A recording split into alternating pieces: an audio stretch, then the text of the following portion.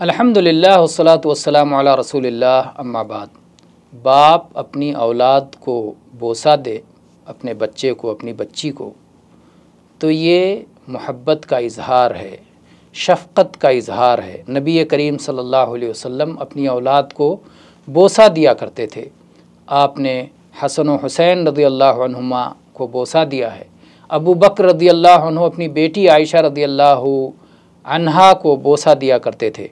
ये सब मशहूर अहादीस हैं कि इनके शोहरत की बिना पर इस कदर मशहूर हैं कि इनका हवाला देने की ज़रूरत नहीं है।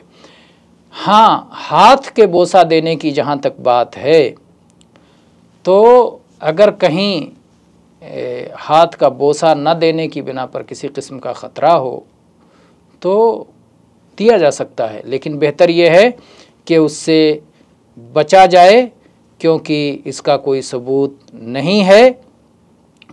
और हाँ, बाज़ जो लोग ऐसा करते हैं कि अपना हाथ पहले ही बढ़ा देते हैं कि लो इसे बोसा लो, तो इसका तो और भी ज़्यादा सबूत नहीं है और ये ममनू अमल है।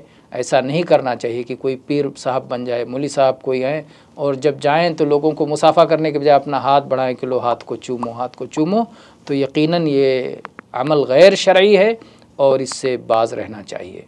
वल्लाहु आलम वल्हम्दुलिल्लाहि रब्बिल आलमीन।